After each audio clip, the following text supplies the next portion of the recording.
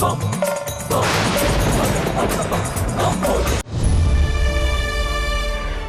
कैसा पाप कर बैठा मैं, जो कैलाश से यहाँ ले आया आपको, अपने घर परिवार और कैलाश से इतनी दूर। मैं स्वार्थी हूँ भोलेनाथ, किंतु इस गांव की संतानों को बचाना चाहता हूँ मैं। कृपा करके मुझे क्षमा कर दीजिए भोलेनाथ, मुझे क्षमा कर दीजिए। अद्भुत है, इतने वर्षों पश्चात वैद्य वैश्वानंद का पुत्र आया है। आश्चर्य है, हमें तो ज्ञात ही नहीं था कि इस वैद्य का कोई पुत्र भी है। कभी बताया नहीं वैद्य जी ने।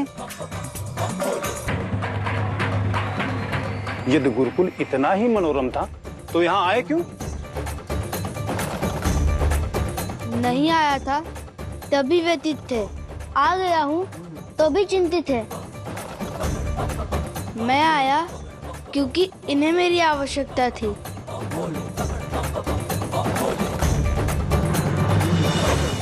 हाँ, एक पिता को पुत्र की आवश्यकता तो होती ही है। तो फिर इतना आश्चर्यचकित क्यों है? छोड़ो, हमें क्या।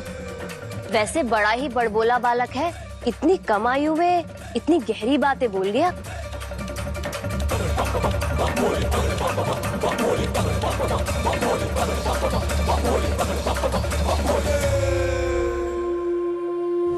घर चल और इस बच्चे से दूर रहना। इससे मित्रता का विचार भी मन में मत लाना। संक्रमण फैल रहा है, ये बाहर से आया है, जाने क्या क्या रोग लेकर आया होगा। चल घर पर चल, चल।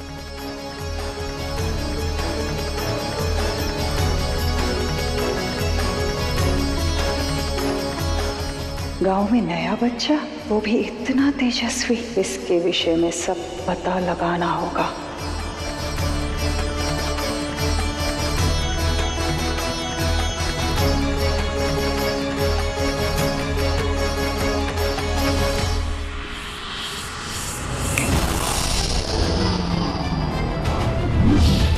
हमारी योजना उचित दिशा में अग्रसर है, किंतु अब तुम्हें और उग्र होना होगा। ज्वर की भांति क्षीण हो जाओ तुम। जब सबको लगने लगे कि स्थिति नियंत्रण में है, तो लौट आओ। इतनी शक्ति से आक्रमण करो कि हर ओर हाहाकार मच जाए। परिणाम से पहले परिहास पराजय लाती है महाराज। कैसी पराजय? सोचिए, यदि महादेव ने समय से पहले ज्वरासुर को खोज लिया तो? कली संसार में अंधकार लाता है, स्वयं हार के अंधकार में खो नहीं जाता सुरमाता। मैं तो केवल सत्य बता रही हूँ महाराज। अब एक सत्य मेरा भी सुन लो। आपके महादेव ज्वरासुर को कभी नहीं ढूंढ पाएंगे, क्योंकि मैंने उसे ऐसे स्थान पर छुपा रखा है जहां कोई नहीं पहुंच सकता, आपके शिव भी नहीं। फिर चाहे वो जो भी रूप ले ले, तपस्वी, अघोरी या योद्धा।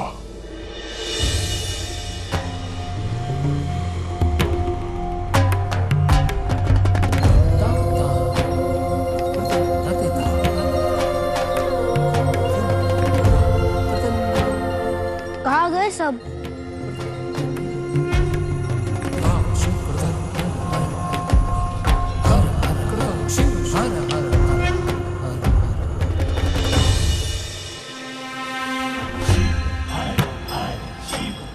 पुत्र, जल पी लो।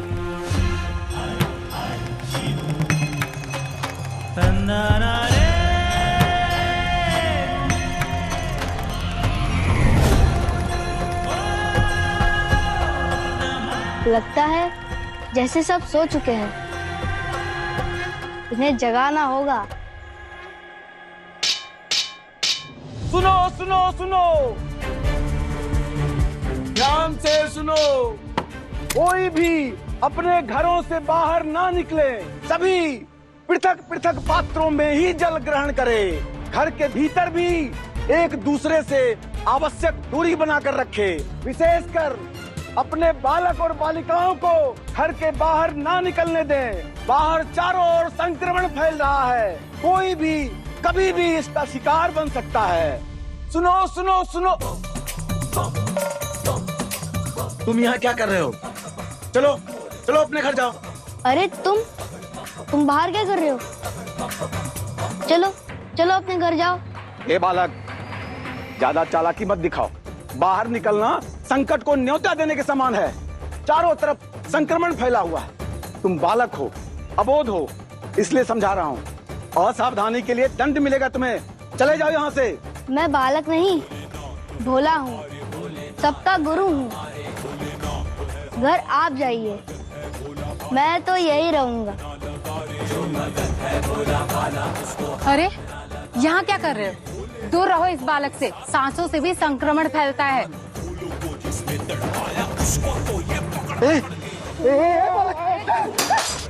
छोड़ छोड़ मुझे भी संक्रमित कर देगा। काका क्यों इतना क्रोधित होते हैं? मैं तो केवल प्रेम जता रहा हूँ। प्रेम जता रहे हो या मुझे जीवन के मार्ग से हटा रहे हो? यदि मुझे संक्रमण हुआ ना तो सबसे पहले तुम्हारे प्राण ले लूंगा मैं। हट, दूर हट। बालक दूर हटो उससे। किंतु वो करने क्या वाले? ऐसा लगता है जैसे वो स्वयं ज्वर से पीड़ित होना चाहते हैं। पिताश्री निर्बल है, उन्हें ज्वर हुआ तो शुभ नहीं होगा। कली के प्रकोप से कैसे बचेंगे पिताश्री?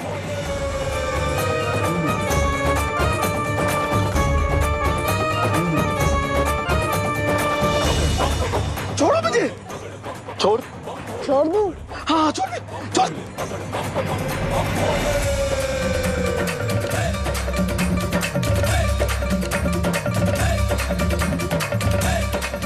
दूर हट।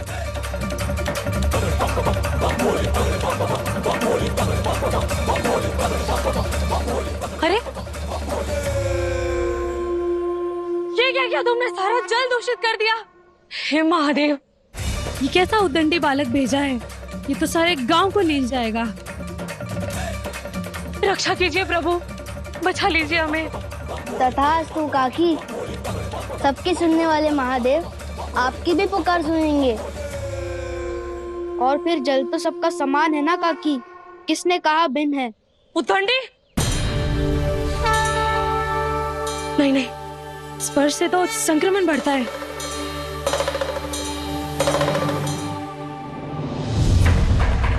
लो कर लिया स्पर्श, अब क्या करोगी? अभी बताती हूँ तुझे।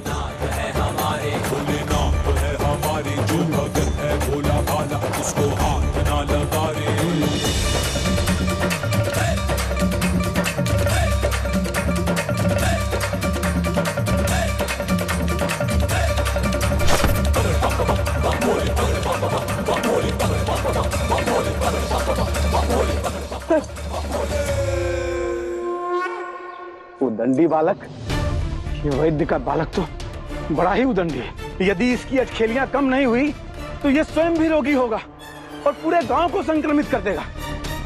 इसके लिए कुछ करना होगा। ओम नमः शिवाय, ओम नमः शिवाय, ओम नमः शिवाय। अपने पुत्र की उदंडता का उत्तर दीजिए। श्रीमान, आप सभी लोग एक साथ यहाँ, क्या हुआ? क्या हुआ? तुम्हारे पुत्र ने संपूर्ण गांव में तांडव मचा रखा है। संक्रमण से बचने के सारे प्रयास विफल कर रहा है और तुम पूछ रहे हो कि क्या हुआ? अपने पुत्र को डांटो वैद्य, कदाचित तब समझ आएगा। श्रीमान, बिना माता के पला बालक है और कई वर्षों बाद घर लौटा है।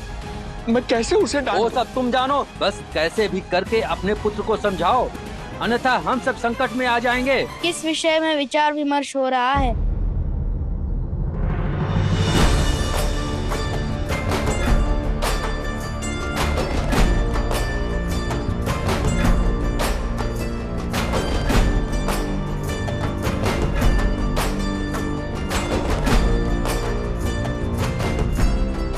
अरे उदंडी, समझ नहीं रहा?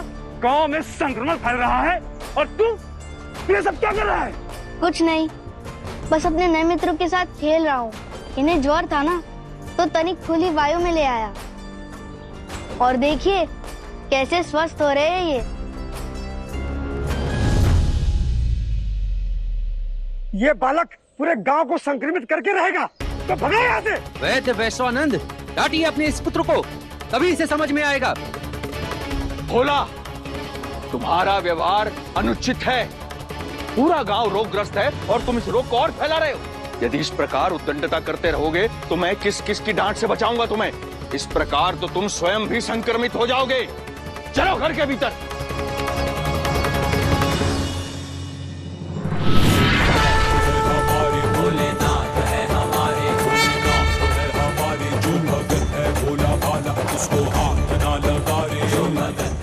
महादेव, मेरे इस दुस्साहस के लिए मुझे क्षमा कर दीजिए, क्षमा कर दीजिए।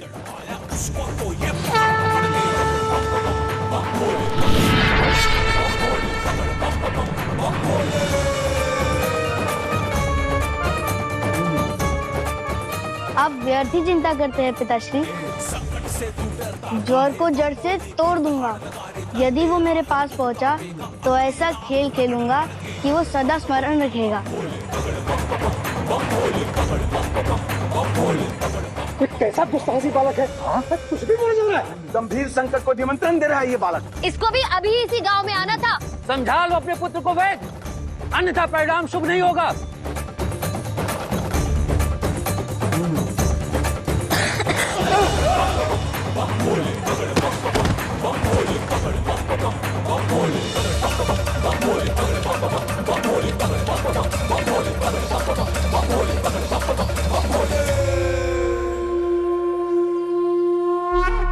मुझे ध्यान में जाकर शिव के उद्देश्य का पता लगाना होगा।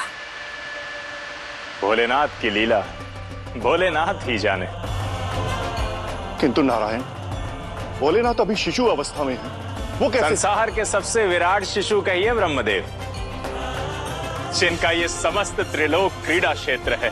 शिशु भोलेनाथ को मेरा शत शत नमन।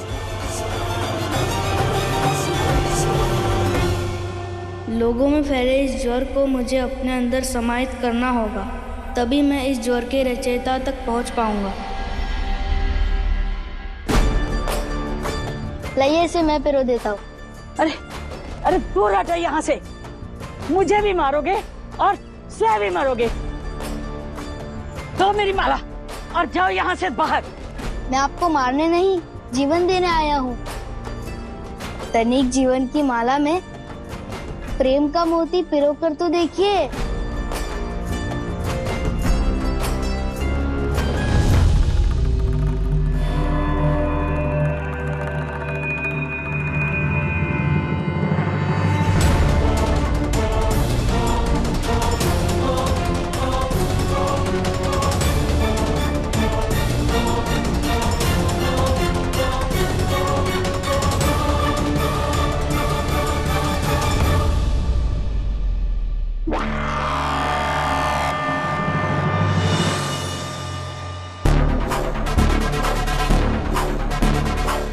मैं जिसके निकट जाना चाहती थी वो स्वयं मेरे समक्ष आ गया।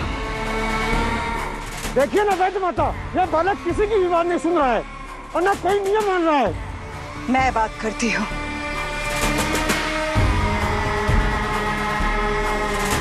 क्या नाम है तुम्हारा?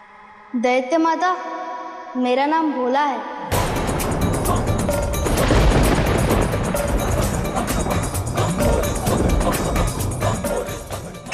क्या बोला?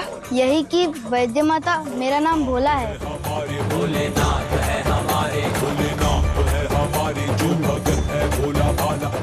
तुम तो बहुत चतुर लगते हो, तो फिर गांव के नियम क्यों तोड़ रहे हो? पता है ना कितनी बड़ी महामारी फैली है। मैं भोला हूँ, बुद्धिहीन नहीं। सब जानता हूँ यहाँ क्या हो रहा है। क्या हो रहा है यहाँ? सब भयभीत है और कोई है जो ये भय फैला रहा है। वो सोचता है कि सबके मन में भय व्याप्त करने से उसका साम्राज्य बढ़ेगा, किंतु सत्य तो ये है कि भय ही स्वयं रोग बन जाता है और जो उस भय को तोड़ दे उसे कोई नहीं तोड़ सकता।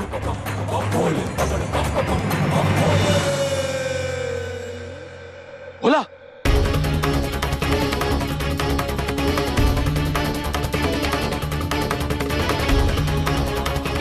अपने पुत्र की उद्दंडता के लिए मैं आप सभी से क्षमा प्रार्थी हूं। मैं इसे समझाऊंगा। तुम्हारा पुत्र हम सबको रोगी बना देगा। समझाओ इसे, अन्यथा हम समझाने में उतर आएंगे तो अच्छा नहीं होगा। वैसे ही जो फैल सकता है उसे रोकना संभव नहीं। रोग से दूर भागेंगे तो वो बढ़ता जाएगा, किंतु उसका सामना करेंगे तो भय भी टूटेगा और रोग भी। मृत्यु से पहले जीवन को पहचानना आवश्यक है बंधु। ज्वर तो इस बात का संकेत है कि ये शरीर अभी जीवित है, और भय में जीने वाले तो जीते जी मृत समान है। मृत्यु के भय को जय करो और मृत्युंजय बन जाओ, मृत्युंजय बन जाओ, मृत्युंजय बन जाओ।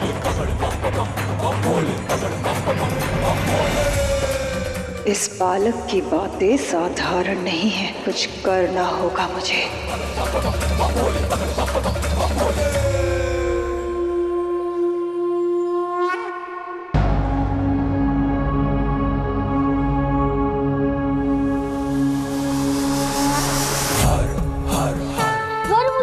मत आओ मेरे पास, छोड़ दो मुझे।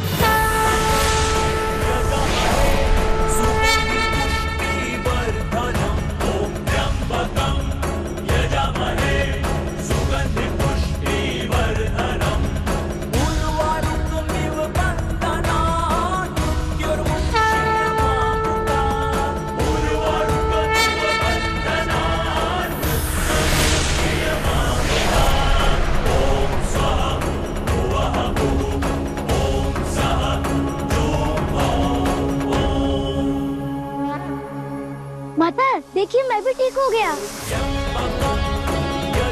हाँ पिताश्री, मेरा ज्वर ठीक हो गया।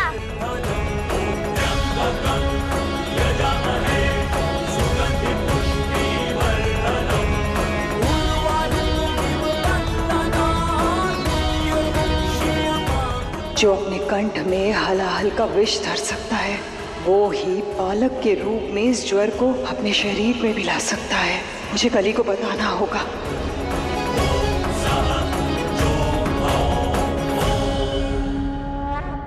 तो असुरों की माता को एक उदंडी बालक का भय सताने लगा। महादेव तो ज्वरासुर को खोजने में लगे होंगे, वो भला एक बालक का रूप क्यों धरेंगे? समझने का प्रयास कीजिए महाराज। गांव वालों का कहना है कि वो बालक अकस्मात ही चला आया। कुछ तो विचित्र है इसके बारे में। एक साधारण बालक में इतना तेज कैसे संभव है? बस बहुत हो गया सुरमाता। मेरे अगले प्रहार से कोई मनुष्य नहीं बच पाएगा।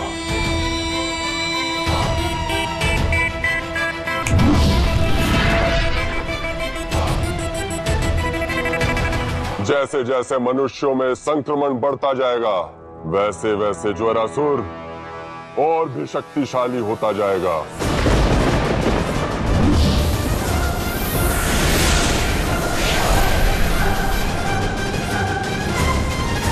देखते हैं कैसे बचते हैं देव और उनके महादेव।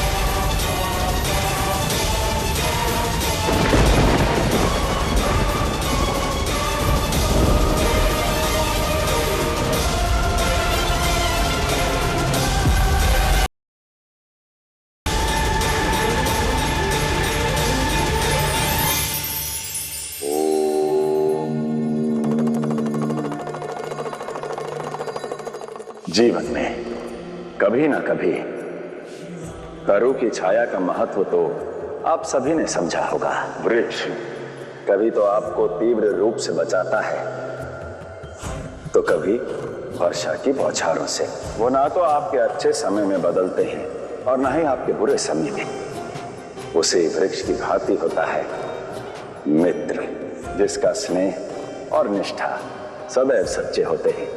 इसे अपने सच्चे मित्र का महत्व समझें, जीवन को हंसी ठिठोली में बिता दीजिए और आवश्यकता पड़ने पर अपने मित्र की ढाल बने।